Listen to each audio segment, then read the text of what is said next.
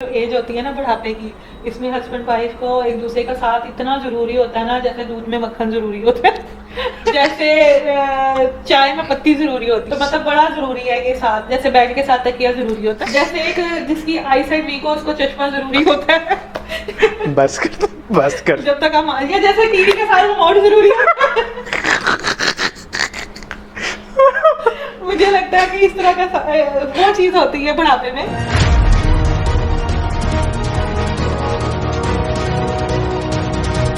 Hi guys, you're watching our new YouTube channel. देसी हंगामा Nora निशान are back with another exciting episode of Drama Ka Hangama, the Red Cow Show.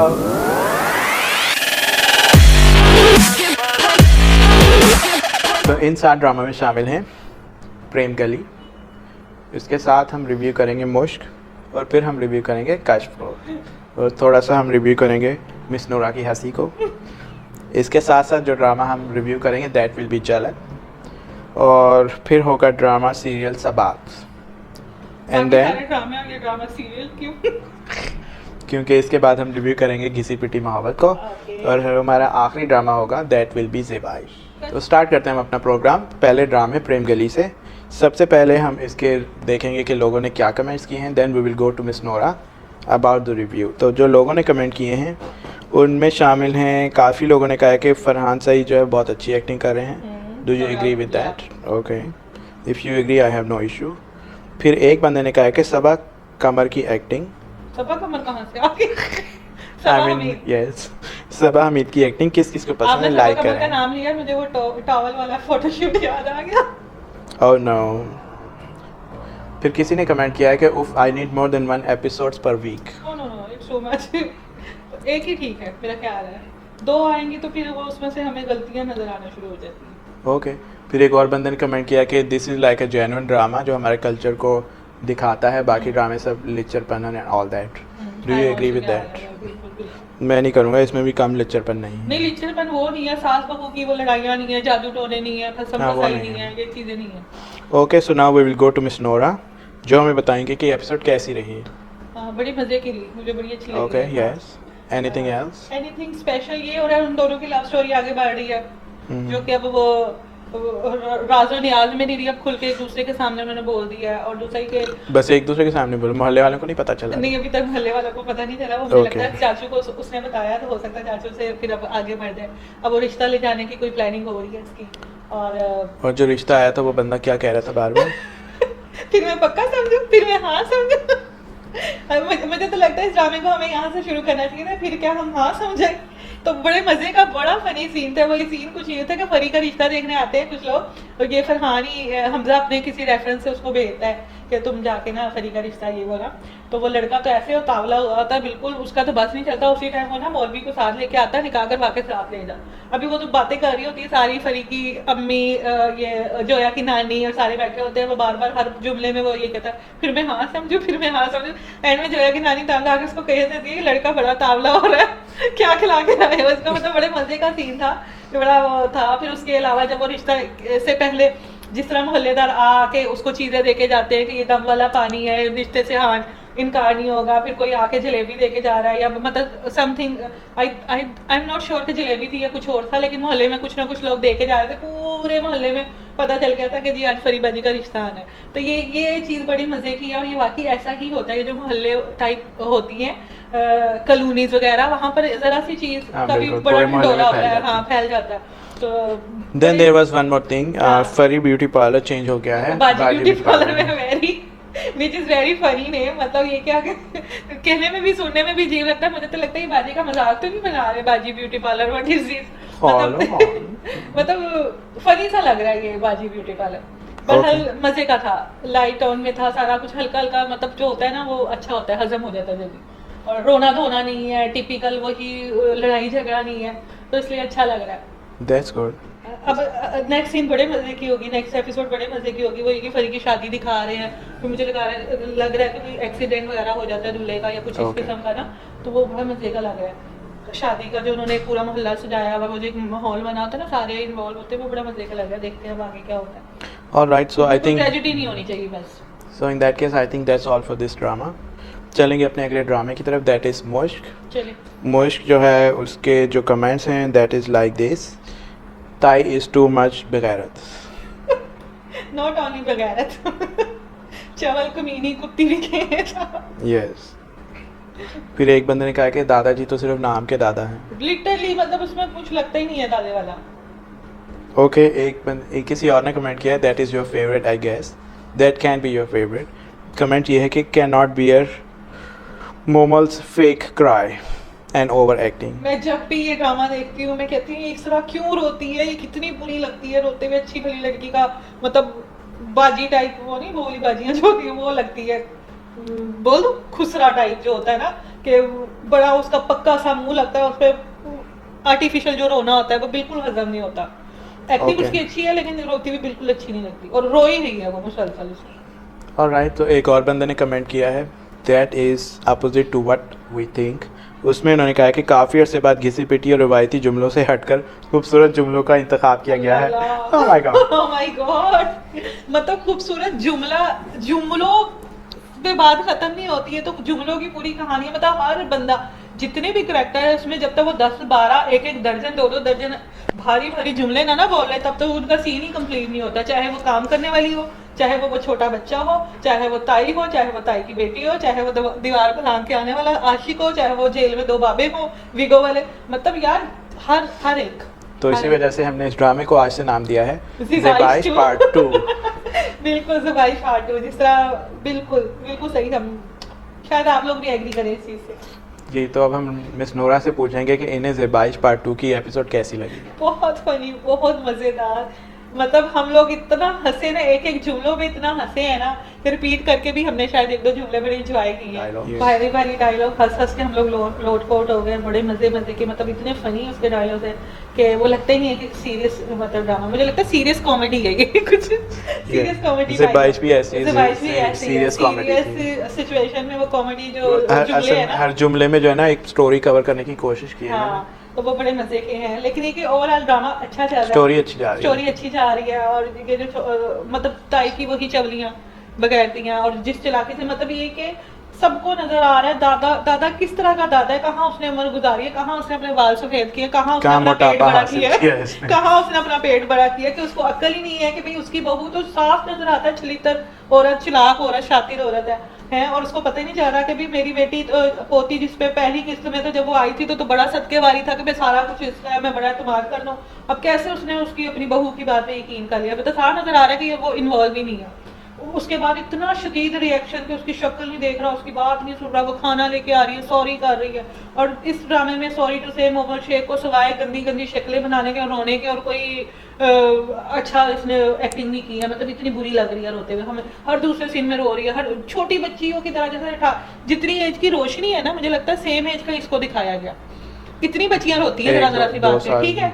तो वो बाहर से आई है, बाहर से पढ़ लिख के जो आई थी, वो तो कॉन्फिडेंट लड़कियां होती है, उसको चाहिए जाके दादा अब्बू को उसी टाइम क्लियर करती कि ये ड्रामा लगा रही है, इल्जाम लगा रही है मेरे पे, है ये काली औरत ताई जो है उसकी, ठीक है। लेकिन उसने सिवाय गंदे मुंह बनाने के रोने को उसने कुछ भी नहीं किया। उसने जाके फिर दरवाजा पीट लिया, दादी ने दरवाजा बंद कर लिया। गुड्डी का इसमें मजे का आया कि जिस तरह उसको सारा पता चल गया, क्योंकि उसने तो अब कसम खा ली थी कि मैं ताई को तो ऐसे नहीं छोड़ के जाऊंगी, इसको तो ठिकाने लगा के जाऊंगी। अब उसका सबसे बड़ा वीक पॉइंट आ गया कि उसको पता चल गया कि सारा रोशनी का चक्कर था, वो जो लड़का। अब ये स्टोरी बढ़ेगी ताई वर्सेस गुड्डी, इन दोनों का मुकाबला होगा। और दूसरा ये कि लड़का वो शुरू से फ्रॉड लग रहा था, वो देखने में लग रहा था कि फ्रॉड है, उसने पैसे लिए। मुझे डाउट है कि वो पैसे भी ले लेगा और उसको छोड़ेगा भी नहीं। ताई को दोनों तरफ से डिच होगी, ताई लड़के की तरफ से भी और गुड्डी की तरफ से। गुड्डी ब्लैकमेल करेगी और वो लड़का उसको लेके निकल जाएगा। मुझे वैसे 2 इश्यूज हैं। एक तो इससे पिछली किस्त में था, क्योंकि इस हफ्ते 2 एपिसोड आ गए हैं। एक तो ये कि वो उन्होंने दिखाया कि वो ट्रेन में बैठ गई है, तो ट्रेन गुजरी तो वो पीछे कैसे खड़ी हो गई, पहले मुझे ये समझ नहीं आई। एक ही साइड पे ट्रेन के दरवाजे होते हैं, दोनों साइडों पर होते हैं, दोनों साइडों पे होते हैं कि वो दूसरे से उतर गई थी। मेरे ख्याल से दोनों पे ही होते हैं, दोनों पर ही होते हैं। हाँ, बस फिर दोनों से। लेकिन आई टेल यू, ट्रेन चल रही थी जब वो ऊपर चढ़ी है, चलती ट्रेन से छलांग लगा के नीचे उतरी है, वो भी बच्चे के साथ। यस। और एक मुझे ये हजम नहीं है, दूसरी है कि हर बंदा जो है इतना ज़्यादा कैश लेके घूमता है यहाँ पे। हाँ, वो कह रही है ये तो सच में भूल कह रही गई। मैं 10 लाख का ऑफर किया था मगर 15 लेके ही आई हूँ मैं। हाँ 15 लेके आई हूँ, इतना वो पैसा इतने ले पैसे लेके घूम रहे जा हैं रही है। और दूसरी ये कि ताई को ड्राइविंग आती है जो गांव में रहती है। हाँ। अब वो जो बाहर वलाया से आई है ना, उसको ड्राइविंग नहीं आती। वो टांगे में हाँ, सफर वो करती टांगे है। में सफर कर रही है, ये घर में दरवाजे में बैठ के रो रही है और उसको कोई काम नहीं। जब वो गुड्डी गई थी उसको चाहिए था गाड़ी निकाल के जाती, उसके पीछे की भी किधर गई है, वो नहीं गई। सिवाय रोने धोने को उसको कोई काम नहीं है। दूसरी बात ये कि जिस तरह इन्होंने कहा कि कैश लेके घूम रहे, गांव में कौन इस तरह कैश लेके घूमता है, गांव वालों में, है ना, वहाँ तो बड़ा खतरा होता है। बहरहाल वैसे इंटरेस्टिंग है। अब देखें, मुझे लगता है वो शाहान जो जेल में है, शाहान है, वो शादी के लिए राजी हो गया है और दूसरी शादी के लिए। और इधर से इसने दादा ने आदम को कह दिया कि तुम Yes, इसके हाँ। साथ शादी कर लो। मुझे लगता है एक ही दिन में दोनों का निकाह होगा या नहीं होगा, देखते हैं आगे क्या होता है। मतलब इस ड्रामे में हम इतना सस्पेंस है, हम कुछ भी नहीं कह सकते कि हाँ सस्पेंस अच्छा क्रिएट सस्पेंस अच्छा है कि पता नहीं चलता कि नेक्स्ट एपिसोड में क्या होगा। जो चीज मजे की है, जो देखने का मजबूर करती है ड्रामे कि नेक्स्ट एपिसोड में क्या होगा। That's तो right. अब देखते हैं तो क्या होगा। जी। तो चलते हैं अपने नेक्स्ट ड्रामे की तरफ जिसका नाम है कश्फ। और सबसे पहले इसके कमेंट्स पढ़ेंगे and then we will go to the review. Comments कुछ ऐसे हैं कि एक बंदे ने कहा कि अब ये ड्रामा जो है बोर करने लग गया है। I agree with that. और फिर कहते हैं कि दादी का कैरेक्टर जो है दैट इज़ वेरी फनी। हालांकि एक दो सीन होते हैं, सीन नहीं, एक दो जुमले, एक दो सेंटेंस बोलती है, Yes. लेकिन वो बड़े मजे के होते हैं। Yes. उसमें यूजलेस नहीं लग रही कि बस दादी को कोने में नहीं बिठाया हुआ, वो कोने में भी बैठे बैठे हर कैरेक्टर को इस्तेमाल किया है। फिर एक बंदे ने कहा कि कश्यप के अब्बे ने जो डायलॉग बोला था दैट इज़ भाई तुम गाली दो या जो मर्जी, ही लाइक दैट डायलॉग। वो आई थिंक मतीउल्लाह के बारे में था।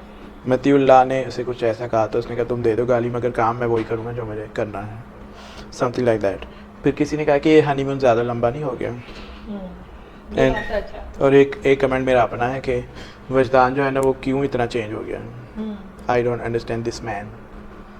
तो that's all about the comments. अब हम चलेंगे नूरा की तरफ और ये हमें बताएंगे कि ड्रामा कैसा है। कमेंट से आपका पर्सनल कमेंट है, मैं उसका जवाब आपको देना चाहूंगी। वजदान मुझे लगता था थोड़ा मीसना करैक्टर ना, जैसे मीसने नहीं होते लोग कि पहले तो वो बाप का और सब लोगों की बातें सुनता रहा के चुप करके, जब उसको कोई चांस नहीं था कि अपने माइंड में सब स्टोरी बना रखी थी। अपने माइंड में उसने सब कुछ प्रिपेयर किया हुआ था कि एक दफा शादी होने दो, इन लोगों को तो मैं पूछूंगा। अच्छा। तो मुझे लगता है कि ये क्योंकि उसका जो बिहेवियर है वो इसी तरह लग रहा है कि अब जो वो शो कर रहा है एक्चुअली पर्सनैलिटी उसकी अब नजर आ रही है। उससे पहले तो मुझे वो मीसना का एक चीज तो मुझे समझ नहीं, कम से कम कश्यप को तो अपने साथ करे, उसे हाँ। कुछ समझाए कि ये मैं सोचना चाह रहा हूँ, मैंने ये स्टोरी बनाई है ऐसे करना। कहीं ना कश का भी मुझे लगता है कि इस चीज में थोड़ा हाथ है कि वो अपने हस्बैंड को उस तरीके से नहीं डील कर पा रही जिस तरह उसको करना चाहिए, क्योंकि जब उसको पता है उसने बिल्कुल अपने आप को चेंज कर लिया ना वजदान ने। पहले तो ऐसा था ही नहीं वो। हाँ। उसे अगर वो चेंज कर रहा है, उसने कुछ अपने माइंड में कोई स्टोरी बनाई भी है कि ऐसा करना है शादी के बाद।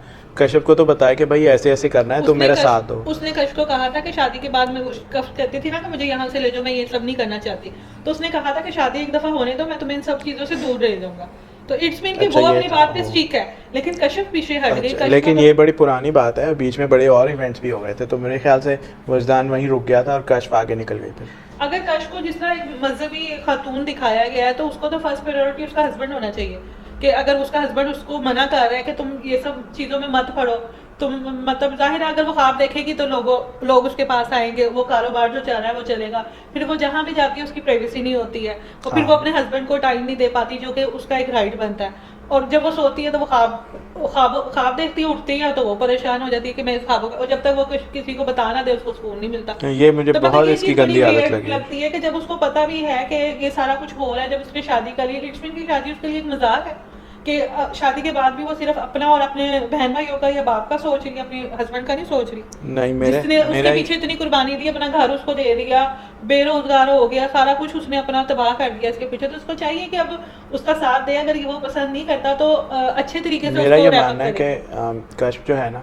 सबसे ज़्यादा प्रायोरिटी जो है ना, वैसे नॉर्मल इंसानों की ज़िंदगी में भी पैसा होता है। तो इस वक्त कश्यप की ज़िंदगी में उसे नज़र आ गया है पैसा भारी भारी, बहुत लाखों रुपए पर मंथ, पर डे शायद हो। तो अब इतना पैसा उसे नज़र आ रहा है, तो पैसा उसके लिए प्रायोरिटी है अभी कश्यप के लिए। वो कहती है पैसा भी है। बनने की क्यों एक्टिंग कर रही है? फिर जिस तरह वजदान ने उसको कहा था कि तुम्हें पैसों की कमाने की लत लगी है, तब तो उसने बड़ा बुरा माना था कि तुमने क्या कहा। वो ठीक है, लेकिन मुझे ऐसा लगता है मुझे लगता है कि पैसों के अलावा उसको एक फेम की नशा लग गया है कि लोग उसके मुझे तो पास पता आए नहीं। अपने उसको बताएं प्रॉब्लम्स और ये वो, फिर वो एक तख्त में शहजादियों की तरह बैठी हो और वो उसको सॉल्व करें, मतलब आसपास हो रहे फिर रही हूँ।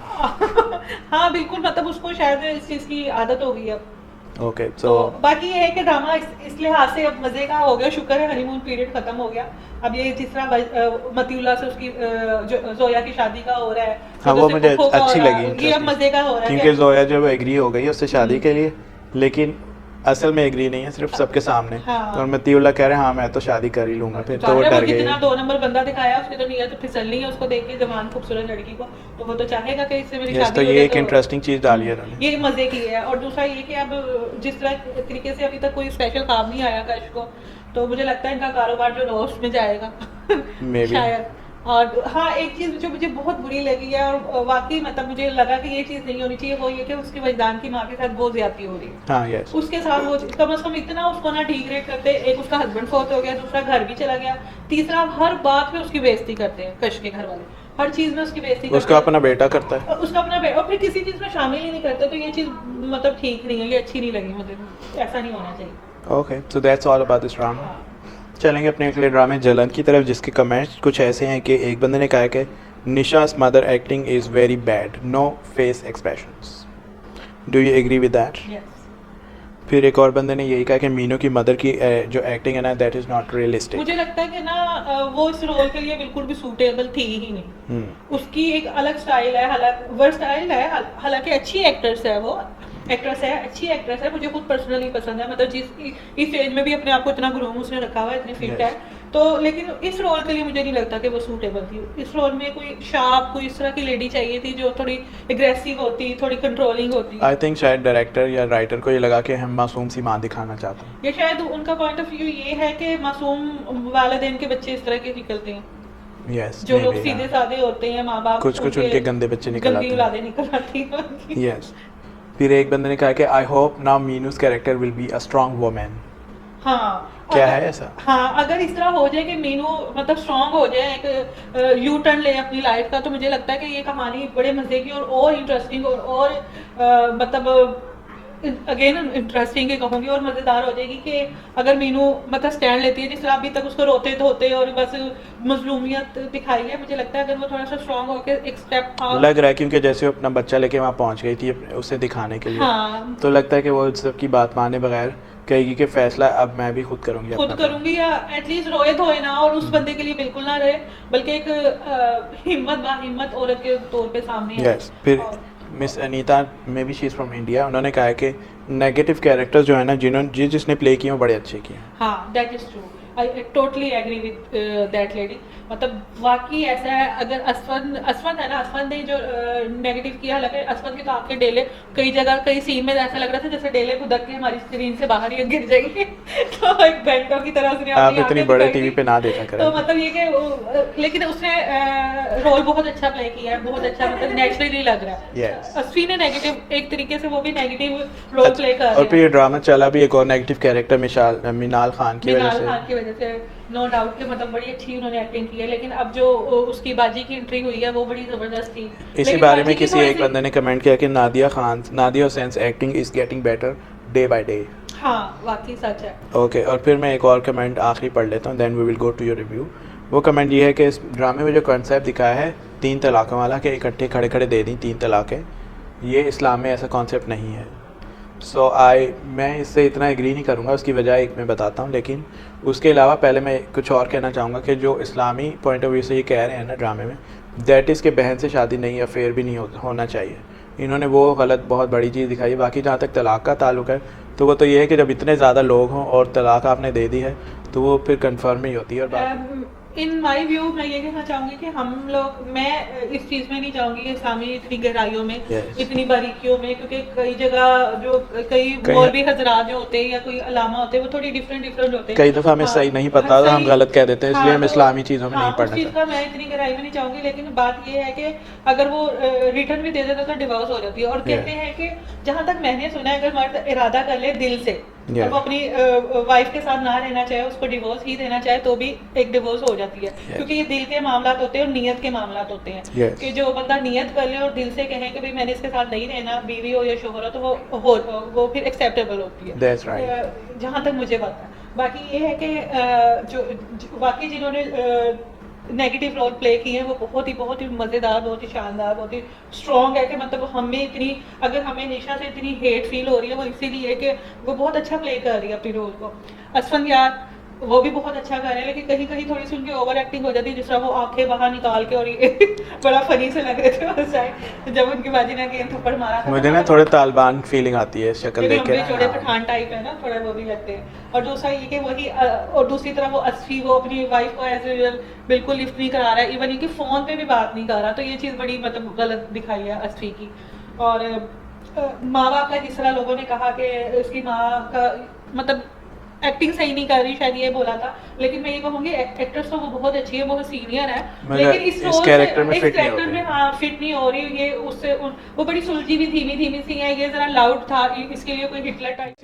रमशा खान के साथ भी था जिसमें रमशा खान की माँ बनी होती है, और वो जवेद शेख का जो बेटा है फेसलेस एक्सप्रेशनलेस जो है उसके साथ अंकल। हाँ अंकल उसमें भी था, मतलब तब भी इतने अच्छी नहीं थी, पर इनसे रोने वाले सीन नहीं होते। yes. तो इनको चाहिए कि इस तरह के रोल लेने से थोड़ा अवॉइड करें और इस एज में ऐसे रोल प्ले करें जो इतना बोझ मत डालें उन खातून पर।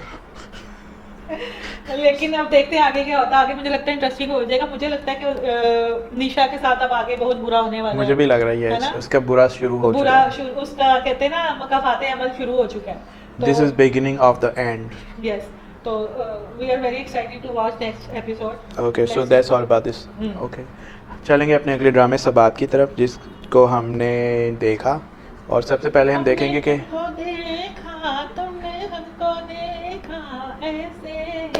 ओके सो ऐसे ही हम चलेंगे अपने कमेंट्स की तरफ। सबसे पहले मैं बताऊंगा एक कमेंट जिसमें उन्होंने कहा कि Miral is a destroyer, Hasan is egoistic and Atif is backstabber. And Doctor is a useless character. Doctor is psycho patient. Doctor is a psycho himself. Yes. फिर एक बंदे ने कहा मिराल्स friend had no self respect. बातें बेइज्जतियां कराती है अपनी। बिल्कुल जितनी बेइज्जती अब तक उसकी हो चुकी है, मुझे नहीं लगता कि और किसी और की हुई हो, और कोई इतनी बर्दाश्त भी करता है। Yes. फिर एक बंदे ने कहा है, आपने हारिस की बात की थी उसके हस्बैंड की, उसने कहा Haris is the most useless character of the drama. I totally agree. मुझे लगता है कि हारिस का करेक्टर रोल होना ही नहीं चाहिए था। मतलब क्या करेक्टर वो प्ले कर रहा है, जब उसको पता है उस बंदे ने खुद उस पेशेंट को डील किया है, मिराल जैसे चुड़ैल डैन को, ठीक है, उसको एक चीज़ का पता है कि ये किस किस्म की औरत खतरनाक है, तो वो उसका तो वो हाल है, हाँ बैल मुझे मार, ये वो कहता है ना वो इसी पे मैं अपना भी एक तंदूर में सर देने वाली बात हो गई। ये मेरा अपना कमेंट भी ये है कि मिराल ने इसमें जितनी बेइज्जती की है ना डॉक्टर हसन की, आई एग्री विद हर, क्योंकि इस ड्रामे में उसने खुद अपनी बेइज्जती करवाई है उससे। वो कहता है बैल मुझे मार, शायद उसको बेइज्जती करवाना अच्छा लग रहा है। पहले फ़ोन पे कराई, फिर उसके अब्बे से फ़ोन किया, फिर उसके घर जाके कराई, जगह करा रहा है, और फिर कह रहा है मैंने कुछ गलत नहीं कहा, झूठ नहीं बोला। भाई तूने बोला है, क्यों नहीं एग्री कर रहा? तू ऐसे डॉक्टर मैंने पहली दफ़ा देखे वैसे। ये तो डॉक्टरों से मेरा तो विश्वास ही उठ गया, विश्वास ही खत्म हो गया।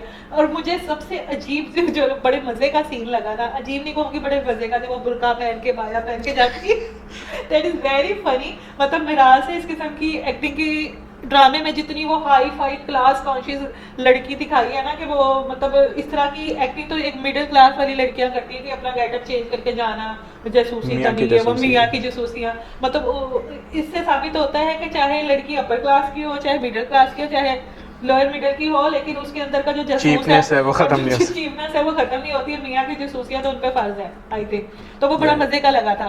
और जिस तरीके से हारिस का रंग उड़ जाता है और वो बड़ा, और फिर वो एक बदमाश आदमी बन जाती है। और हाँ एक चीज मुझे और बड़ी अजीब लगी है इसमें कि मिराल को क्या दिखाया आखिर उन्होंने, हर एक को थप्पड़ मार रही है, जिसको दिल करता है उसको थप्पड़ मार देती है, जिसको दिल करता है उसका गिरबान पकड़ लेती है। क्या दिखाया, मतलब कौन सी बदमाश औरत है, कौन सी फुल्लन देवी दिखाया है इसको। और उधर आ जाए नाया की तरफ, तो वो वेरी सैड कि उसके फादर की डेथ हो गई है, और मतलब जिस तरीके से अब अकेली हो गई, फिर हसन ने जो चौड़ियाँ मारी है और ऑल दैट, मतलब वो बड़ा दुखी है। अब देखें, मुझे ना एक बात से एग्री नहीं है, एग्री नहीं करता कि उसने क्यों नहीं बताया अपनी मियाँ को कि तुम बाप बनने वाले हो। हाँ ये चीज़ बड़ी अजीब है कि जितनी अंडरस्टैंडिंग और जितनी एक वो समझदार लड़की दिखाई गई है, तो मुझे बड़ी हैरत हुई कि उसको शायद एक बार उसको बताना चाहिए था, जब वो लड़ाई हो रही थी या जिस टाइम वो अंदर आया था, जब वो कैंडल वगैरह लगा के केक सेलिब्रेशन करने के लिए तैयार होती है, तो उसको उस टाइम बताना चाहिए था एटलीस्ट। मैसेज करके बता देती कुछ। नहीं उसी टाइम उसको बताना चाहिए था बाय राइट असूलन जो है ना, चाहे इस्लामी और गैर इस्लामी दोनों तौर पे जो है ना, हाँ, इखलाकी तौर पे चाहिए। भी हस्बैंड को बताना ज़रूरी है, चाहे इनकी डिवोर्स हो जाए ना हो वो एक अलग इशू है, हाँ। लेकिन उसे बताना ज़रूरी है। हाँ, तो आई डोंट नो उसने ऐसा क्यों नहीं किया, या आगे शायद बताएंगे कि उसने ऐसा क्यों नहीं किया, क्योंकि जिस तरीके से वो अब एक दिखाई है लड़की बाहर हिम्मत इंडिपेंडेंट, मुझे लगता है कि वो तो कहेगी कि ठीक है अगर वो तो हमारी खुद ही पाल सेपरेशन भी लेगी, होती yes. है तो हो जाए, मैं तो अपना बच्चा खुद पाल लूंगी। Yes. That is other issue कि वो अपना बच्चा खुद सही है, वो पालेगी, पाले, लेकिन मुझे ये एक अलग चीज़ है कि उसको पता उसमें होना कोई चाहिए, मसला है नहीं, ना? वो पाले अपना बच्चा, नो प्रॉब्लम। लेकिन इसमें अगेन उसकी लैला जुबैरी का मुझे बड़ा अच्छा लगा कि जिस तरह कोशिश कर रही है कि वो उसको मनाए, लेकिन उधर से बेटा भी उसकी बात सुनने को तैयार नहीं है, नाया ने भी उसको टाटा बाय बाय कर दिया कि आइंदा मेरे पास ना आना, हमारे घर ना आना। तो मतलब वो तो बेचारी अपनी तरफ से कोशिश कर रही है कि उनका घर बस जाए, लेकिन मिराल जैसी बहन हो तो फिर क्या हो सकता है। ये जो एज होती है ना बुढ़ापे की, इसमें हस्बैंड वाइफ को एक दूसरे का साथ इतना ज़रूरी होता है ना, जैसे दूध में मक्खन ज़रूरी होता है या जैसे चाय में चीनी ज़रूरी हो, चाय में चीनी नहीं, कई वैसे लोग मैंने कभी नहीं सुना दूध में मक्खन। जैसे चाय में पत्ती ज़रूरी होती है, ये वाली एग्जांपल ठीक है। Yes. तो मतलब बड़ा ज़रूरी है कि साथ, जैसे बेड के साथ तकिया ज़रूरी होता है मैट्रेस के साथ होता है, बेड के साथ नहीं हाँ, होता। मैट्रेस के साथ, मतलब बेड में तकिए के बगैर नींद नहीं आती, मतलब इस तरह का है। मुझे आदत है। जैसे एक जिसकी आई साइड वीक हो उसको चश्मा जरूरी होता है बस कर। जब तक हम, या जैसे टीवी के साथ रिमोट जरूरी होता है मुझे लगता है कि इस तरह का वो चीज होती है बुढ़ापे में, तो उसका जरूरी रिमोट है। चला गया। तो उसका अब मुझे लगता है कि वो बेचारा बाबा जी तो आखिरी सांसें ले रहे हैं, तो ले नहीं रहे, वो फौत खत्म हो गए। चुके। नहीं, जब वो बात कर रहे थे तब तो अच्छा, आखिरी अच्छा, सांसें yes. ले रहे थे, वो सीन बड़ा मतलब एक्चुअली बड़ा सैड लगा था, बड़ा मतलब मैं रोई भी थी, ऐसी Yes. बात नहीं है, बड़ी आंखों में आंसू आए, रोई, वो फील हो, मुझे अपने पेरेंट्स याद आ गए एक्चुअली। तो बाकी बुढ़ापे में एक दूसरे का साथ बहुत ज़रूरी है, और एक बुढ़ापा ही होता है जो मियाँ बीवी के लिए अहम होता है, वरना जवानी वही में मौका होता है जब साथ रहते हैं, नहीं तो सारी बाहर जवानी तो स्ट्रगल में आवारा गुजर गर्दी जाती है। इधर नहीं उधर मुंह मारने में कभी घुस बच्चे, जाती है। पहले बच्चे पैदा हो रहे हैं, फिर उनको बड़ा कर रहे हैं, फिर उनके शादियाँ, फिर ये वो सारी जिंदगी इंसान दूसरों के लिए जीता है, लेकिन बुढ़ापा एक ऐसी स्टेज है जो एक दूसरे के लिए लाजिम और मुलजिम हो जाते हैं ना। ओके, तो इन फलसफियाना बातों के अलावा आप ये कुछ और लाजिम कहना मुलजिम चाहेंगे? मेरे मुंह से बड़ी मुश्किल से निकला। ये सी मुलजिम अगर बाहर आ गए तो फिर तो बस ये कि बड़ी मैं सैड हो गई थी। अब नेक्स्ट ड्रामा हमारा है घिसी पिटी मोहब्बत जी। तो किसी ने कमेंट किया है कि this is a dark comedy drama, लेकिन जो डार्क साइड है उसे बड़ा लाइट करके दिखाया है इन्होंने। This one character the name is Noor. कौन है वो नूर? नूर वो आंटी नहीं थी जिसको ना, आंटी है, बंदा मर गया। अच्छा, उसने कहा कि aunty Noor look so old and very artificial. मुझे तो कहीं भी नहीं मुझे तो लगा। ऐसा नहीं लगा, मुझे तो बड़ी अच्छी एक्टिंग लगी है, बल्कि 2 नंबर औरत का रोल उन्होंने बड़ा अच्छे तरीके से निभाया है। यस, उन्होंने बल्कि एक बॉडी लैंग्वेज से उनको लग रहा है कि ये मतलब वो जिस तरह की औरतें होती हैं उसी तरह की उन्होंने बिल्कुल ऐसे उठना, 2 बैठना, नंबरी में हाँ। बिल्कुल पूरी आई है पूरी बहुत। पूरी करके 10 बाय 10। इसी बारे में एक और बंदे ने कमेंट किया है कि उसे कोई फ़र्क नहीं पड़ा, वो बंदा मर भी गया फिर भी इतनी वो केयरलेस दिखाया है। सो शेमलेस कैरेक्टर। नहीं तो ऐसी औरतें इसी तरह होती है, वो क्यों टेंशन लेगी? ये और उसने थोड़ी ना बोला था कि मरो, या उसने थोड़ी ना धक्का दिया था जो टेंशन लेगी। वो तो बंदा अपनी बेवकूफ़ी से मरा है, या यूं कहें बीवी के डर से मरा है। That's right, I agree with that. तो उसके अलावा जो है कमेंट, आई डोंट थिंक कुछ खास कमेंट हैं, तो इसलिए अब हम चलेंगे अपनी मिस नोरा की तरफ। अपनी भी सुना यस, तो अपनी मिस नोरा बताएंगी कि ये एपिसोड कैसी थी। बड़ी मज़े की, बहुत मज़े की, लेकिन मुझे इसमें रमशा खान से हमेशा से तकलीफ है, जो कि इस कैरेक्टर का क्या नाम है? सुल्ताना आपा। नहीं ये मैंने फनी नेम दिया है। बहरहाल ये कि वो उसका 1-2 जगह खड़ी हुई अपने घर में जाती है, अपने माँ बाप से जब मिले, बहनें खुश गपियाँ लगा रही हैं, वो अकेले कोने में खड़ी सोच रही है इसके बारे में कि रिश्ता तो बड़ा अच्छा है, मेरी तो लाइफ बड़ी अच्छी होगी, उसने वो तो मेरे से प्यार करता है, मैं तो उसके साथ सारी ज़िंदगी गुजार लूँगी।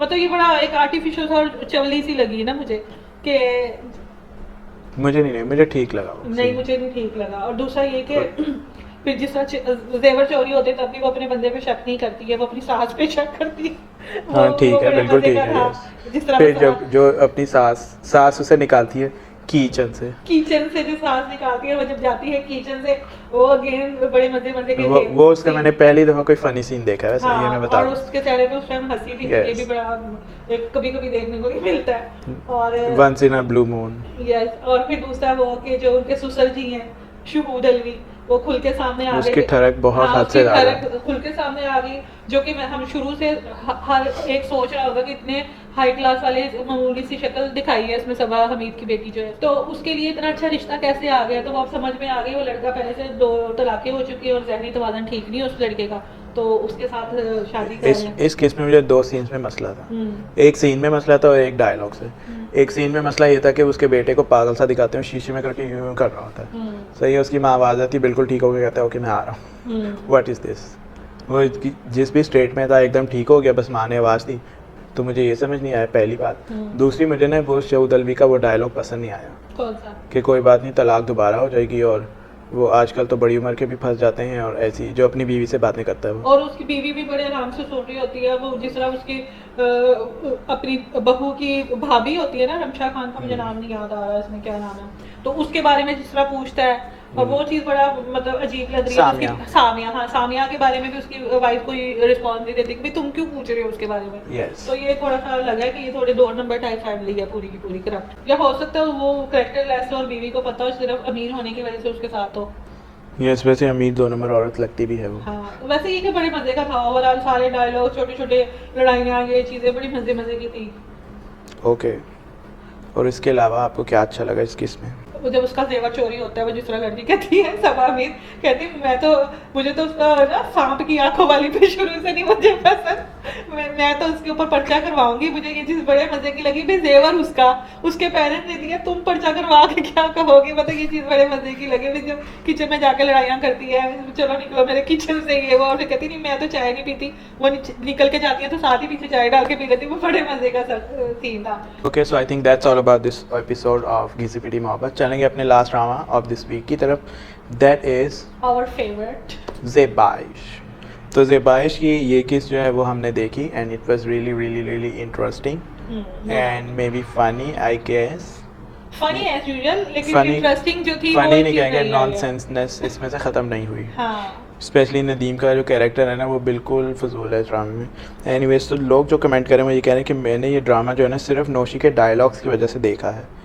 तो ऐसा क्या है नौशी के डायलॉग्स में? बड़े मतलब हटके डायलॉग्स हैं उसके, मतलब जो सिचुएशन होती है उसके हिसाब से होते नहीं है, अलग से ही मतलब जो उसका दिल करता है बोल देती है। जैसे कभी कभी जो मेरा दिल करता है मैं बोल देती हूँ, मुझे समझ नहीं आती क्या बोलना है। तो ये इशू जो है वो आई थिंक डायरेक्टर का है कि वो कहता है कुछ भी बोल दो, आई डोंट केयर। हाँ, फिर एक बंदे ने कहा कि फैमिली ड्रामा है ना, इसलिए एक और बंदे ने कहा कि लानत है नदीम पे और वो कह रहा है कि ही डिजर्व ताशी टाइप औरत। 2 नंबर, यस। चलें फिर इसके अलावा बाकी रिव्यू भी देते हैं आप इस ड्रामे का। बाकी यही कि मजे का था, इसमें आगे बढ़ गई है। जिस तरह अब एक कहानी में ट्विस्ट आया था कि नदीम ने मना कर दिया और वो पेजी ने हामी भली निकाह की और वो बन के गए, लेकिन मजा आगे तब आया कि वो कहते हैं ना छोटे पीर ने सही बदमाशे वाला अब दिमाग लड़ाया है पूरे ड्रामे के बाद। अब उसका बदमाश अंदर का जागा है जो उसने ये सोचा कि ठीक है आने तो दो, क्योंकि उसको मुझे लगता है डाउट हो गया था कि ये लोग ड्रामा कर रहे हैं, कोई इसने निकाह वगैरह नहीं किया हुआ, तो उसने कहा कि ठीक है हम इसको एक दफ़ा हमारे सामने फिर निकाह होगा।